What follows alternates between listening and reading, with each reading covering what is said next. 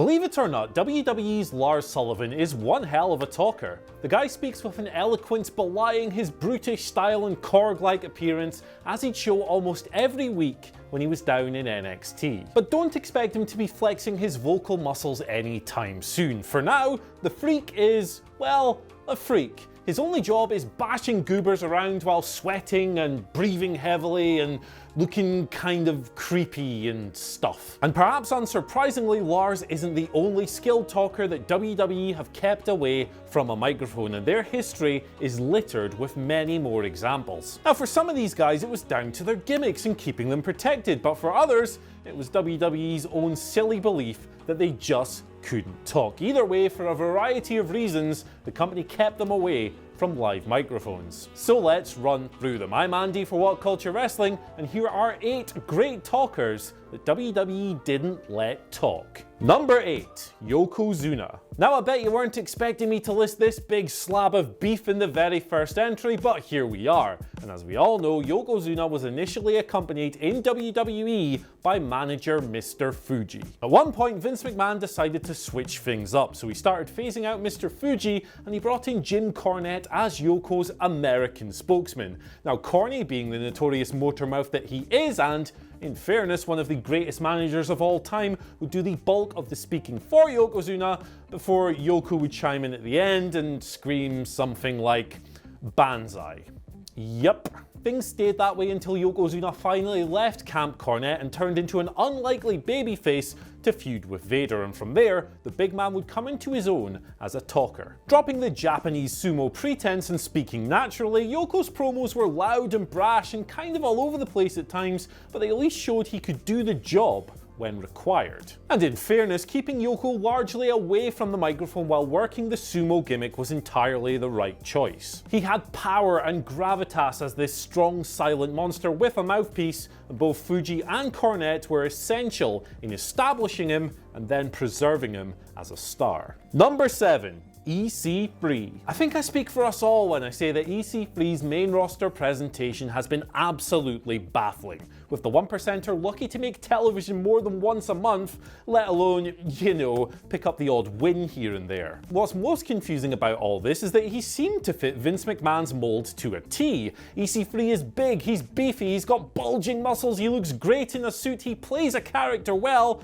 and most importantly of all, he can talk. So it's extremely weird then that WWE effectively brought this guy up as a mute. He didn't utter so much as a single word until he'd spent several months on Raw, and by that point the audience had already been conditioned into not caring about him. A truly baffling move for a guy who, despite various shortcomings in the ring, could have been a truly compelling heel presence had he been given the stick. Number 6. Brock Lesnar. Now, in fairness, Lesnar's soft, mild-mannered, squeaky, high-pitched voice doesn't really fit his muscle-bound frame. Looking at Brock, you'd think he'd sound like a gruffer Thanos as soon as he opened his mouth. Sadly, as we all know, that's just not the case, and WWE decided that Paul Heyman's trademark rasp was the best way to explain the beast and his physicality. The Advocate has been linked with his big purple mate from the very start, and they maintain a very close relationship on screen and behind the scenes. Their alliance made sense when Lesnar debuted, it made sense when he returned in 2012,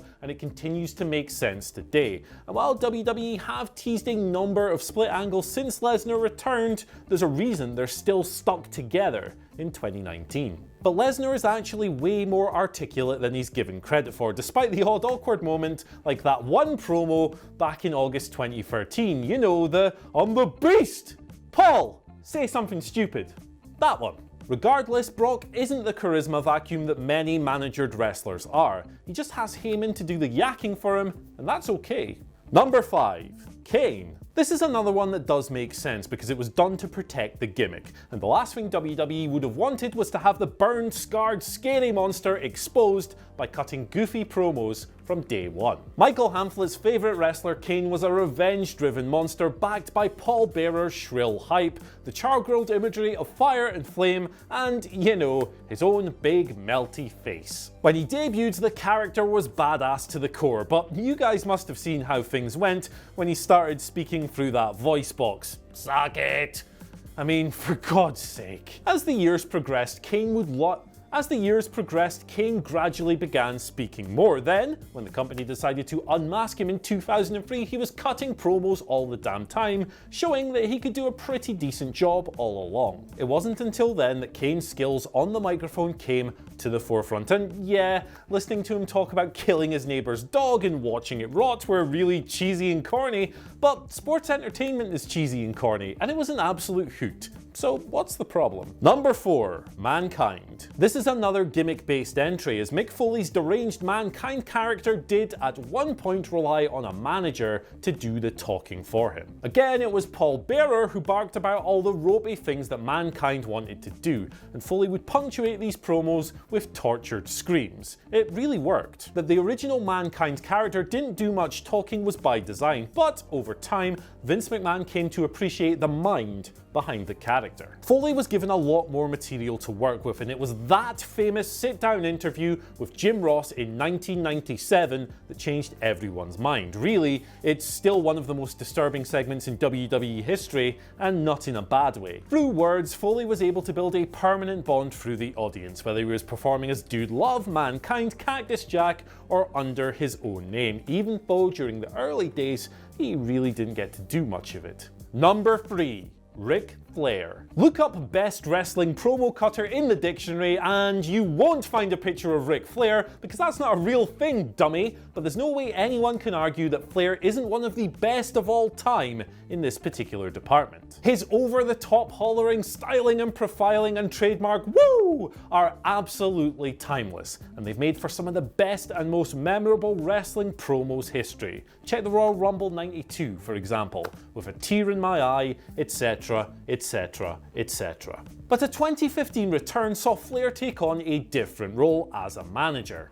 As the proud father to daughter Charlotte, Flair just kinda stood in the background laughing away to himself as Big Chaz ran down opponent after opponent on the microphone just like her old man had done for decades. It was a vital step in helping Charlotte develop her own promo skills, but seeing one of the greatest talkers of all time just kinda standing there was pretty weird. Now this may have had something to do with WWE losing trust with Flair after that WWE 2K14 promotional event, which he allegedly showed up pissed and effectively cost Jim Ross his job, but you can't keep a top shagger down forever. Number 2. Edge. The eloquent and somewhat sinister beats to Edge's promos as the rated R superstar will live on forever. Years before that, the Canadian was a zany 5-second poser in his tag team with Christian, and after that, a relatively straight-ahead smiling babyface. Now, he spoke well in both and showed bags of personality, but he wasn't really turned loose until he became rated R. That period also makes it incredibly confusing that WWE's initial plan for Edge was for him to be a voiceless character, but maybe it's not so confusing when you consider who the company's head writer was at the time.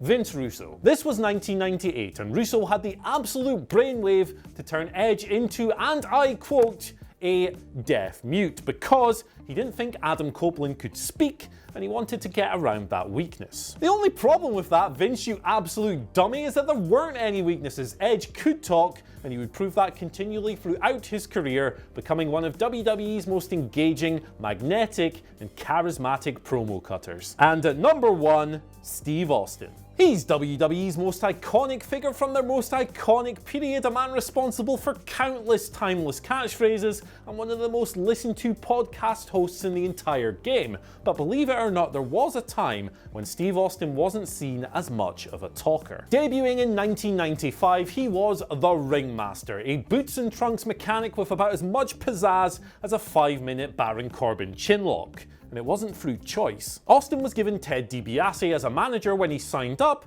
because Vince McMahon didn't think he had the magnetism to cut a great promo. So the guy who'd eventually go on to spur the Attitude Era through WWE's most prosperous periods with all his iconic catchphrases and promos had to have someone else do the talking for him. What a colossal misfire. But fortunately, that moment at King of the Ring 1996 changed everything. Austin 316 is one of the best promos in WWE history, and it showed that night to anyone who doubted him that the guy could talk, and he was indeed a star. So that's our list, but can you guys think of any other great talkers that WWE just wouldn't let talk? Let us know down in the comments section below. And once you've done that, don't forget to like, share and subscribe. Don't forget to follow us at What Culture WWE and myself at Andy H. Murray. That's the promotional spiel out of the way. I'll just say goodbye now. Goodbye now.